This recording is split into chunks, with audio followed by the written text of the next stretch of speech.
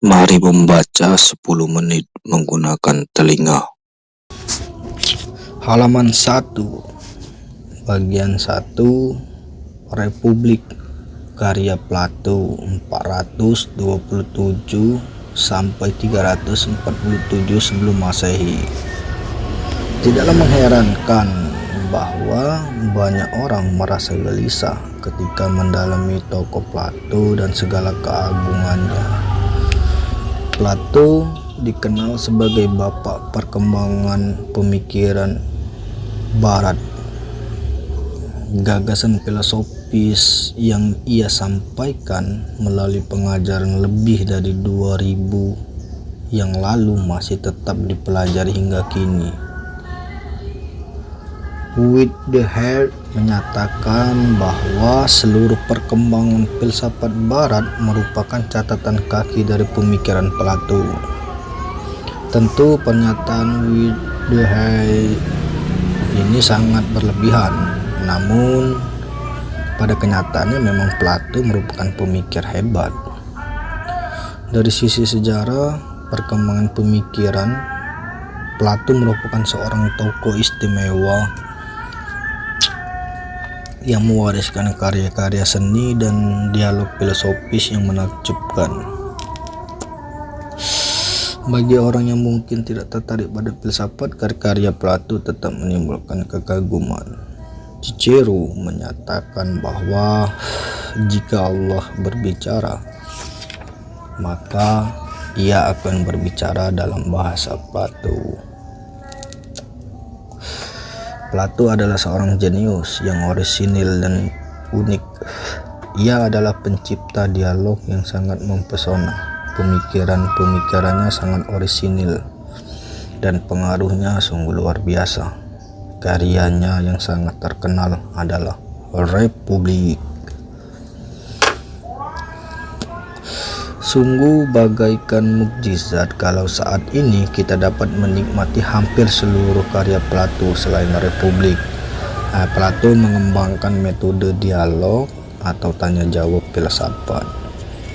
Ia mengajukan sebuah pertanyaan dan kemudian memberikan jawaban yang jelas atas pertanyaan tersebut. Misalnya, ia mengajukan pertanyaan tentang apa yang dimaksud dengan keberanian. Jawaban Plato sangat menggugah pembaca untuk mencermatinya dan mengajukan pertanyaan-pertanyaan lain. Kadang Plato menampilkan beberapa pengulangan gagasan dan pada akhirnya dikemukakan jawaban yang sejati. Proses tanya jawab itu membangkitkan suasana diskusi berkelanjutan.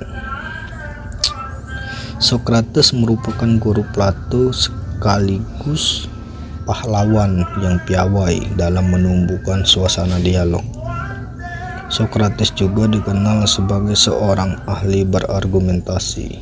Menurut Xenophon, Socrates selalu menemukan pemikiran-pemikiran cerdas dalam berdiskusi. Dalam berdiskusi, ia bersuara keras di tempat-tempat keramaian. Ketika ia berbicara tentang kebaikan dan keutamaan, hanya orang-orang terpelajar Athena yang mampu memahaminya. Orang-orang yang memusuhinya, yang iri padanya, menuduh Socrates sebagai penghasut yang menyesatkan kaum muda. Socrates mempunyai prinsip hidup yang sangat kokoh.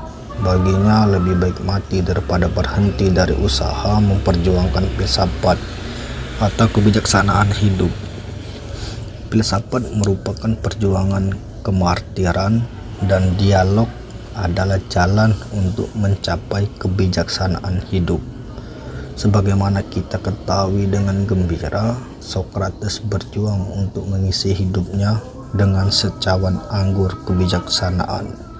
Sebagai konsekuensinya, ia harus menegak secawan racun di dalam sel penjara. Meskipun tidak ada kesepakatan umum tentang pembagian periode dalam dialog-dialog Socrates, sebagaimana ditulis oleh Plato, para ilmuwan membaginya dalam 3 kelompok. Dialog-dialog awal, tengah, dan akhir. Nah, dialog-dialog awal menggambarkan berbagai keprihatinan dan pandangan hidup Sokrates. Sementara pada bagian tengah dan akhir dari dialog-dialog tentang Sokrates memuat pemikiran-pemikiran filosofis Plato. Dialog-dialog awal tidak memberi sebuah kesimpulan. Sokrates dan teman-teman diskusinya tidak pernah membuat suatu rumusan-rumusan definisi.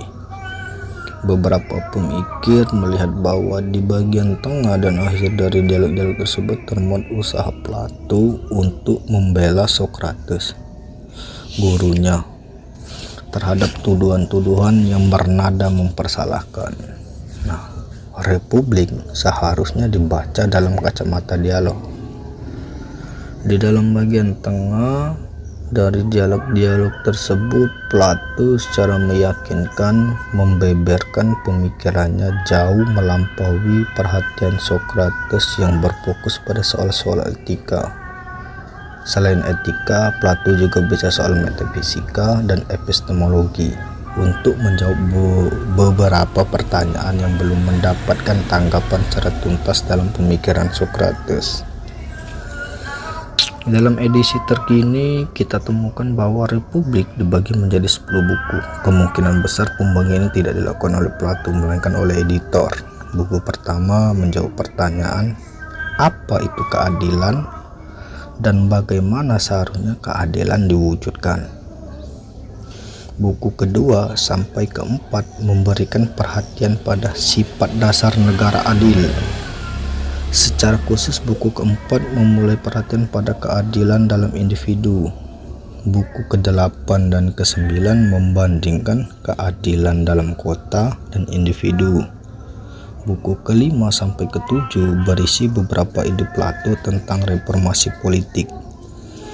Dalam bagian ini, Plato memaparkan pula pemikirannya tentang epistemologis dan metafisika. Buku terakhir yang dirumuskan seperti Avedik berisi tentang gagasan Plato tentang seni dan kekekalan jiwa. Beberapa bagian ini akan kita coba bahas.